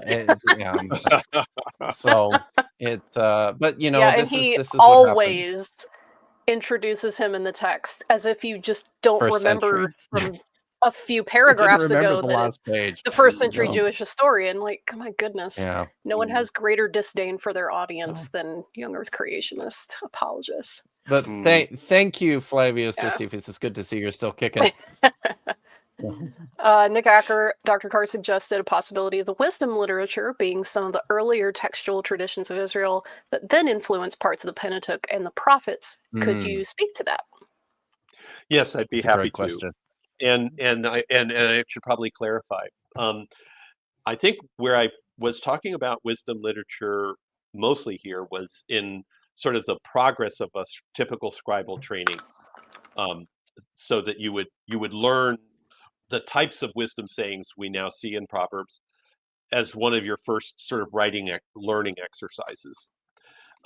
But what I should have been clearer on is we're not as clear as we'd like that the particular proverbs and instructions that we have in our biblical book of Proverbs, whether those are the ones that scribes learned on in the earliest stages of scribal training in the pre-exilic period. That is not something that many Mm. colleagues would agree on. Um, in fact, many colleagues typically, and in my view, kind of unreflectedly, think that a lot of the wisdom material in the book of Proverbs is all late, post-exilic. And anytime they see an echo of it somewhere else, they say, okay, well, then that thing must be even later because it's echoing this post-exilic wisdom literature. I'm not in that camp. I actually think that some of the material that we find in the book of Proverbs could be quite early. Um, but and that would then mean, to your question, Nick, that some of it could have influenced parts of the Pentateuch and definitely the prophets. There's lots of resonances with wisdom literature in the book of Amos and in the book of Isaiah and elsewhere, and probably because scribes had it in their head that this was part of the music that was in their mind, and they weren't trying to quote it necessarily. It was just part of how they'd learned to write and think and act. Mm. And so in that way, it's difficult to get more specific than that. But yes, the scribes who wrote Isaiah, Amos, the Joseph novella, um, some of the legal materials, they learned on some kind of wisdom material. Whether it was the stuff we have now in the book of Proverbs is unclear. One thing I could say for sure, pretty much, is that it wouldn't have been on the type of wisdom material we find in the book of Ecclesiastes or Kohelet, which most scholars agree is a pretty late book. But Proverbs, maybe so. I'm keeping Mm. it open. Yeah, Excellent. Thank you. the early parts definitely seem to be like the poems and the songs, because those are the easiest things to pass on, at least mostly intact, because I'm notorious for this. I can read and sing something every week for years, and if you ask me to repeat it without a melody, I will just completely blank out. Yeah. So Yeah. humans love rhythm and melody. So It's so true. I mean, all right. Yeah. one analogy I've had is this: my daughter memorized like thousands of lyrics to songs, listening to them to and from her high school growing up, and Right. it's like music Mhm. is the indelible marker to write something on the tablet of your heart. Yeah. It just really Oh, works. zing. Love that. Very nice. All Wow. right. So this, Say sorry, 106116. I just have to say, I think this is the largest super chat I've ever received. So thank Very you, generous. Satan 616, who is, by the way, one of my Hebrew students. He's Oh, he's nice. he's taking my online Hebrew course. So thank you so much. Yeah. It says there's a common theme in Genesis that us mortals were forbidden from attaining divinity associated with the priestly source. This is because priests mediated communication with the divine and had a rhetorical goal to keep the separation. But what are the nuances here? Hmm. Well, one thing I would have to say is the texts that first come to mind for me in Genesis that talk about, God maintaining this divine human boundary that's mortality. Those texts are mostly non-priestly texts. Mm. It starts with the Garden of Eden story, where humans eat of the tree of knowledge, and God's threatened by how godlike they've become, and expels them from the garden so that they won't have a chance to eat of the tree of not of immortality, the tree of life. Um, and then it then continues in the story of the sons of God and daughters of humanity in Genesis 6, verses 1 to 4, where the divine beings, the sons of God, have sex with the human daughters. And even before they've produced offspring, God says, my spirit can't abide in them. Their life limit will be 120 years, which uh, which is an intervention because you've just had a bunch of semi-divine beings about to be created, which could potentially be immortal. And God sets a mortal boundary to their life by saying 120 years, which in the ancient world, it's also true in our world, but in the ancient world was like unthinkably long. It's like 3 normal lifetimes long, but they can live that long, but no longer than that. But both those texts are non-priestly texts that are really focusing on this divine human boundary issue. And it gets continued in the Tower of Babel story, where God sets a spatial boundary between humans and God. And that's a non-P text too. So Right, of those are the course. texts that I Yeah. think of first for this sort of question of a separation of humans and divine by way of the mortal boundary. It's probably based on some of the things that we talked about today too. I think maybe something to think through in terms of this as well is that we use P or priestly as a label of convenience, but that a lot of these other texts probably also have religious or cultic Definitely. institutionalized cultic concerns operating in the background as well, even though we don't necessarily call those priestly, right? They're different kind of, yeah. So I don't know, that comes to No, mind that's a here. really good point, Kip. Partly, like I could add to what I just said that the Garden of Eden story seems to be Mhm. modeled on the Jerusalem temple, with Yeah, its gateway exactly. into east, and the tree at its center may have connected to some kind of Asherah tree in the ancient Jerusalem temple. Mm. So there are all sorts of ways in which you're right, Kip. Even though this is another place where that terminology I came up with years ago to try to get past the disagreements we have, non-P, is misleading because there can be real priestly connections to that material. It's hard to get Yeah. past that. So, Yeah. but thank you very much, Satan616, for your really, really generous super chat and your ongoing support. I really appreciate it. JM for 2 sends a thumbs up Thumbs up. emoji. Thanks, Jam. Domingo Aviles for 5 beaver bucks. Does Toledo Adam mean genealogy of Adam or of mankind, or more generally, is Adam really a proper name at any point in Genesis? It means, I would say, the descendants of Adam, and it is a proper name by that point. Mm. And that's actually something that the text tries to sort of negotiate in the first 2 verses of chapter 5, because it's referencing back to the 7-day creation account where Adam is the term for humanity, but it's talking now about a individual figure, Adam, who's going to have Seth and various other figures in his wake to lead up to Noah.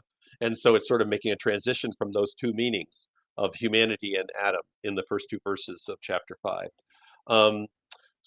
But yes, Adam definitely can be an individual name, and it starts being an individual name in our text in chapter 4, where he has sex with Eve, and they have Abel and Cain, and Adam is no longer the only male living in the world, and so that's where you see the change in the Hebrew pointing from Ha-Adam to Oh, Adam.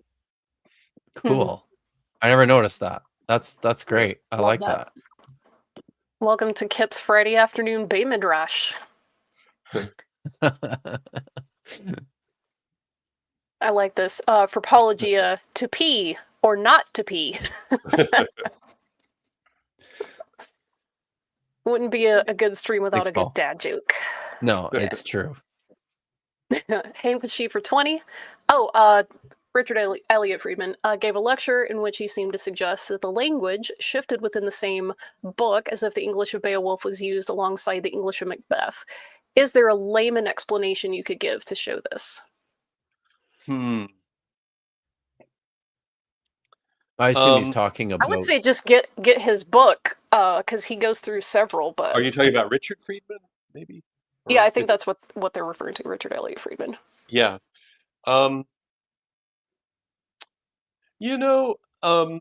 I have to say, I appreciate Richard, and we've worked together at times, but I find his emphasis on terminology and language feels a little outdated to me. That there, 100 years ago, when people were doing source criticism, you would find in the back of a typical introduction to the Old Testament a whole Hmm. lexicon of like, here's the language of E and here's the language of J and that sort of thing. And even within source criticism, by the time one got to the 1950s and 60s, people realized the limits of that kind of approach. Um, the, it doesn't actually really hold that much.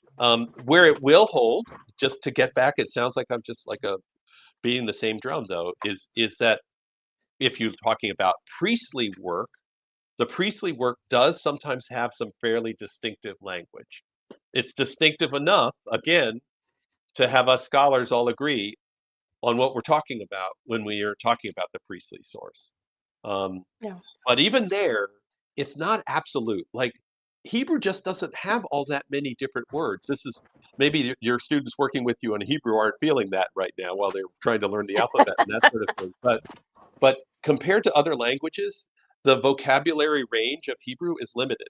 And so that means that you might find a word that comes up a lot more in P than anywhere else, like rekush, for example, which is the word for wealth. But then it does sometimes occur in some non-P text. Does that mean that they had to know P to be able to use that common Hebrew word? Probably not. It's just a word.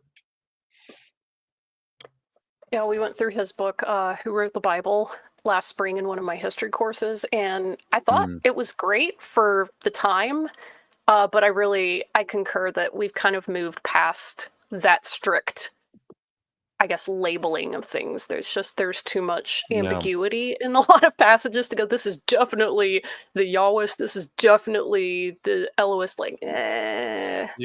it misses a lot of the syncretism going on between like L and all the other different regional titles. Hmm. So, but it's a good starting point at least.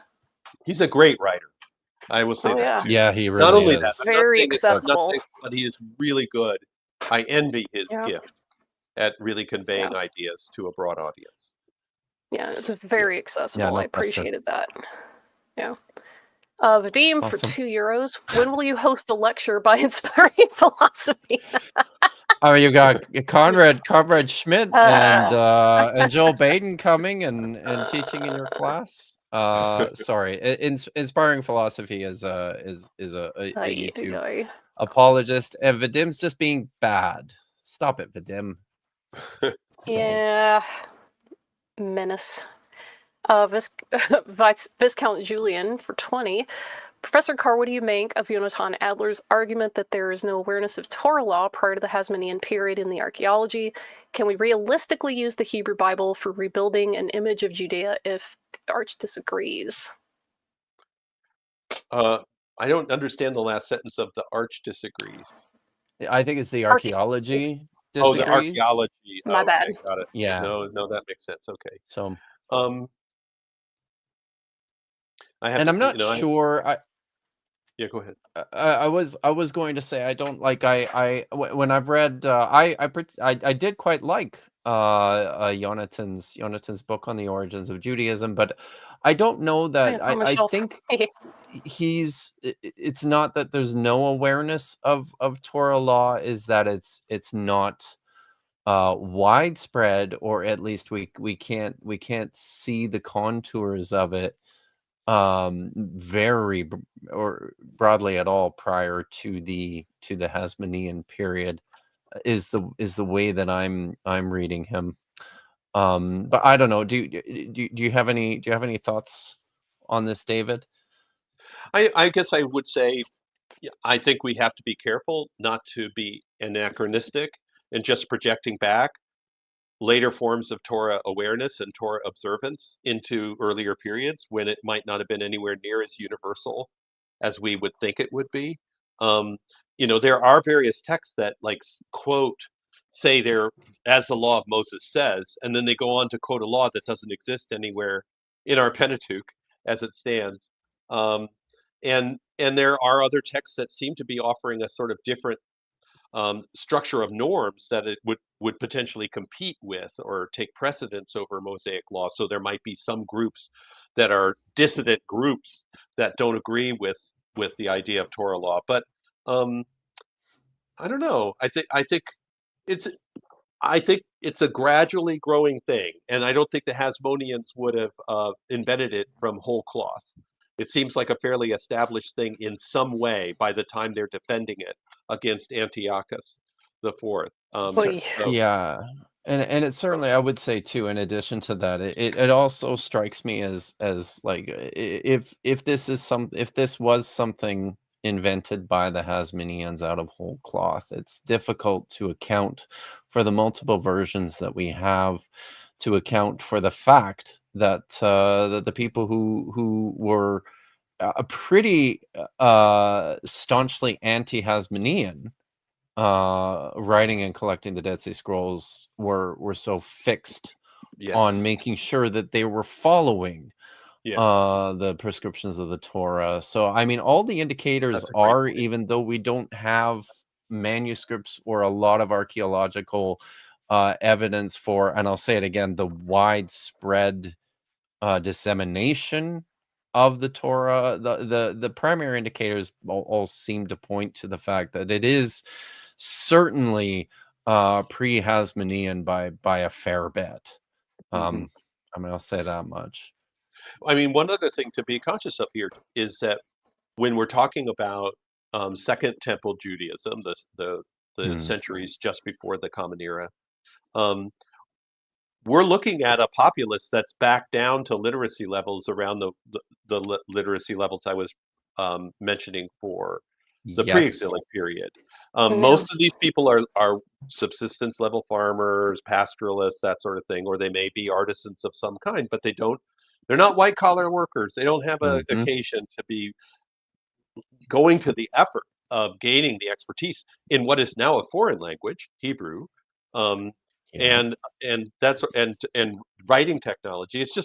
That's a somewhat esoteric, specialized thing that various priests like Ben Sira or various others would have, but the vast majority of the populace wouldn't have. But that doesn't mean that, I mean, among people who were literate, there wasn't plenty of awareness of the Torah, and they'd argue about it, but there'd be plenty of awareness of it. They'd care. Yeah. But Yeah. thank you very much, Viscount Julian, for your question. Makes me wonder what the difference would be like in, a few thousand years if someone finds like speed limit signs in our archaeological layers versus random other pieces of jurisprudence that most of us are aware of, but we don't have them on signs or whatever. So I'm starting to think there might be some things to unpick there. But Mm-hmm. that is my Good not point. professional opinion. El Karaki, Uh, appreciate the video. Very insightful. Thanks for the hard work, and then a happy Thank happy you, wave. Alkaraki.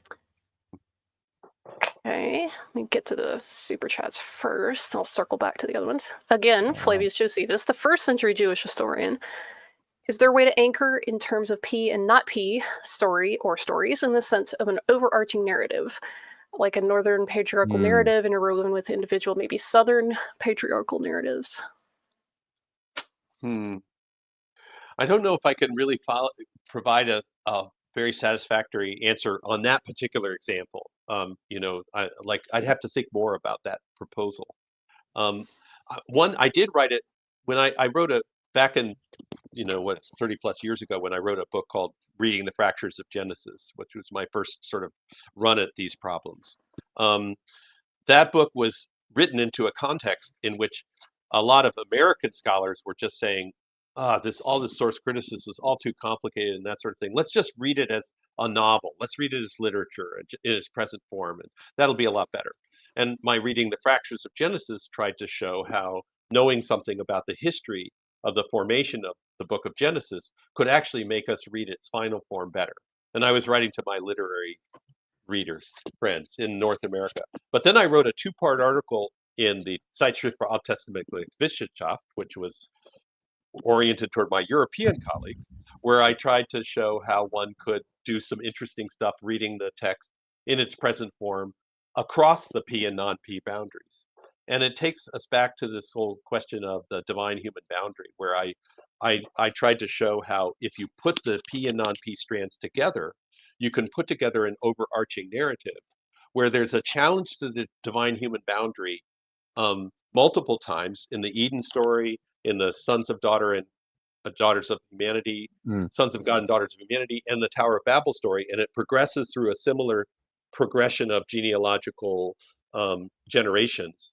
And then it starts all over with Abraham, and it starts a similar number of genealogical generations, culminating in God crossing the divine human boundary in the tabernacle at the end of the book of Exodus to dwell in the midst of Israel.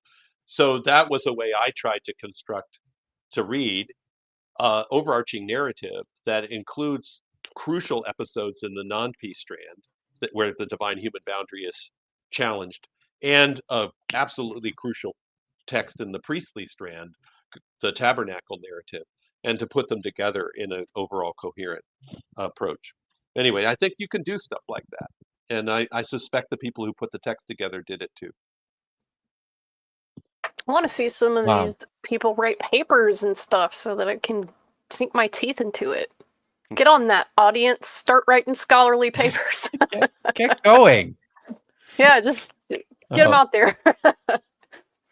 Nick Acker for 5. What value do you now see in applying theory stemming from Perry and Lord and John Miles Foley to the formation and understanding of the Hebrew Bible? That was really what I really focused on in my Writing on the Tablet of the Heart book, which was really focused on trying to get it past the sort of writing only focus of a lot of source criticism up to that point. And to try, in my case, I wasn't going for an exclusively oral model, which is a little more like what they do with Greek epic. It's a form of oral cycles and improvisation that they posited behind Homeric epic. I, in Tablet of the Heart, thought there was better data to support a combined model where there's orality and written textuality are integrally intertwined and support one another. But anyway, but I do think they are really important. And one thing in particular I learned from Perry, and I start my book on the formation of the Hebrew Bible with a quote from Perry, is his study of what he called good variants, and that is the phenomenon in early Homeric manuscripts of variants that are not copying errors. It's no one would ever make the error if they were looking at a manuscript and misreading it. They are errors they're errors with meaning to them.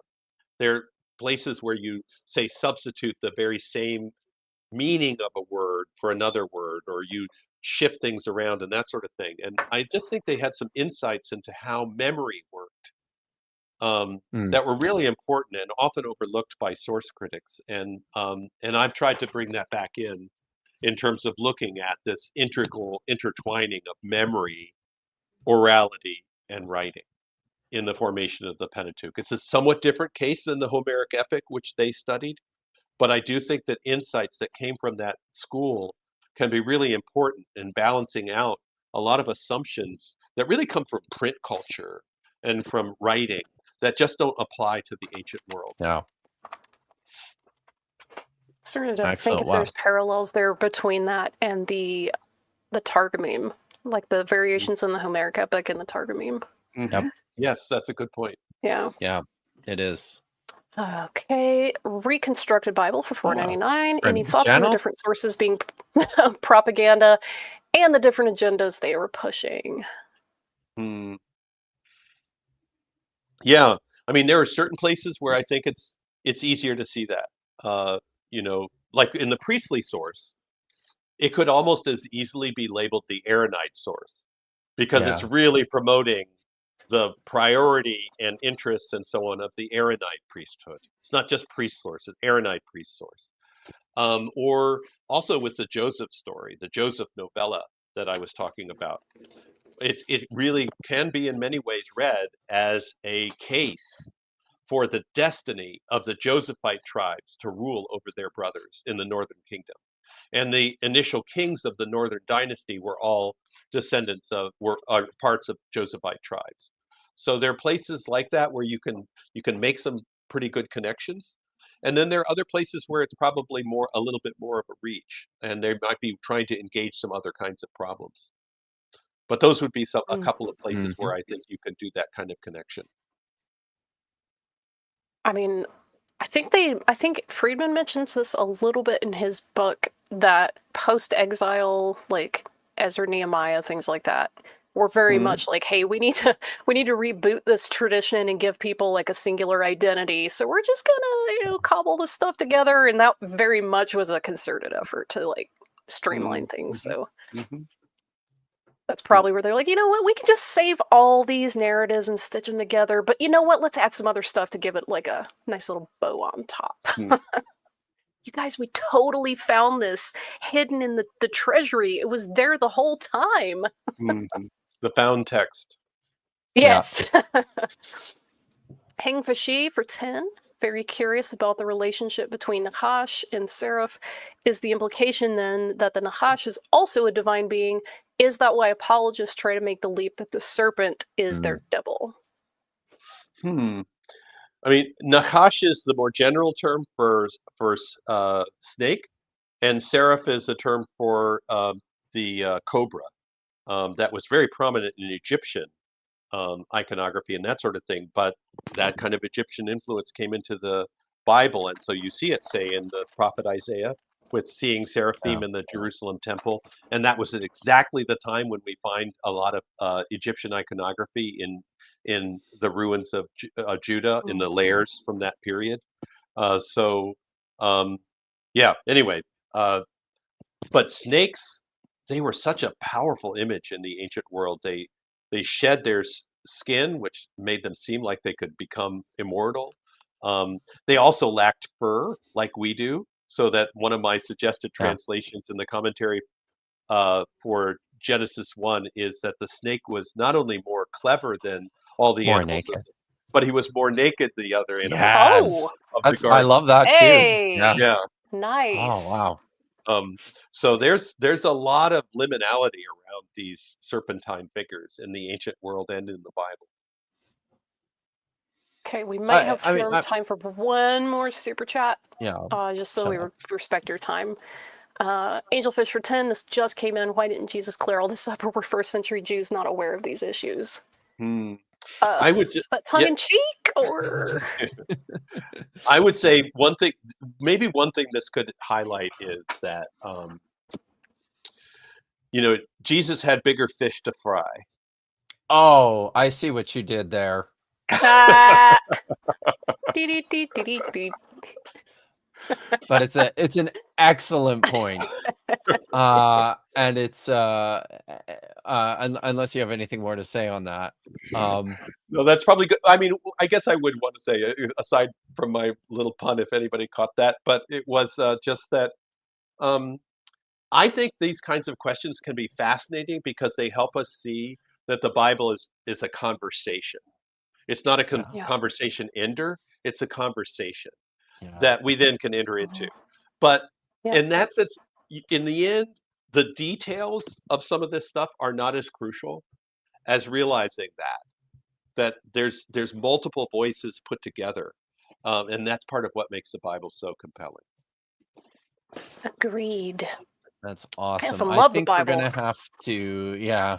I mean, that's we all do around here. And I'm actually I'm writing this down because I don't want to forget it. Dr. Carr, the Bible is a conversation, not a conversation ender. I'm definitely Kip, if you had coming been back to that. in some of my Intro to Judaism courses, you would have already known that. Okay. Well, Hey.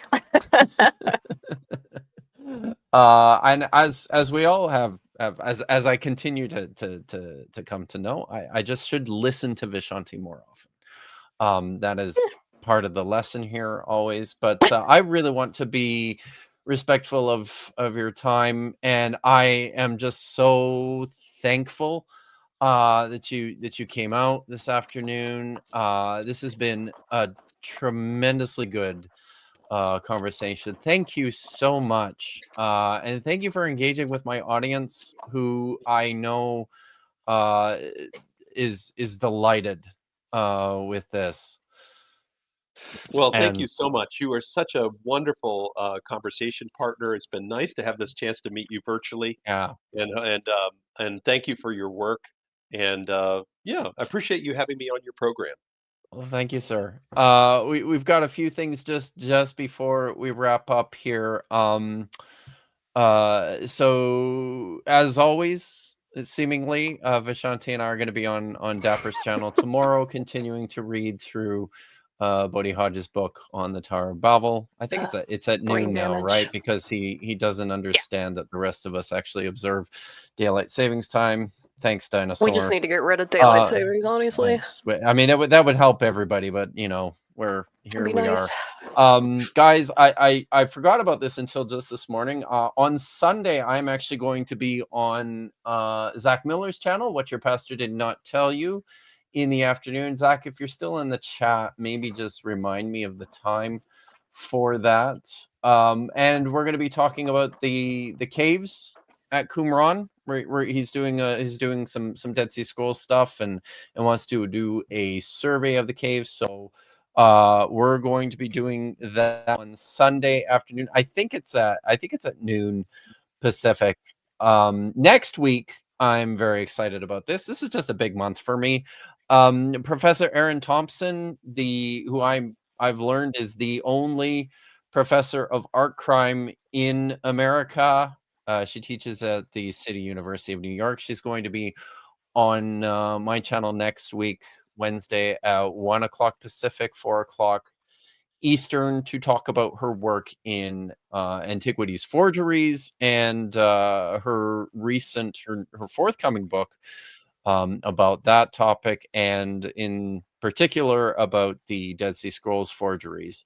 And next week, I'm also going to be recording on Esoterica's channel for something that he's going to be Woo!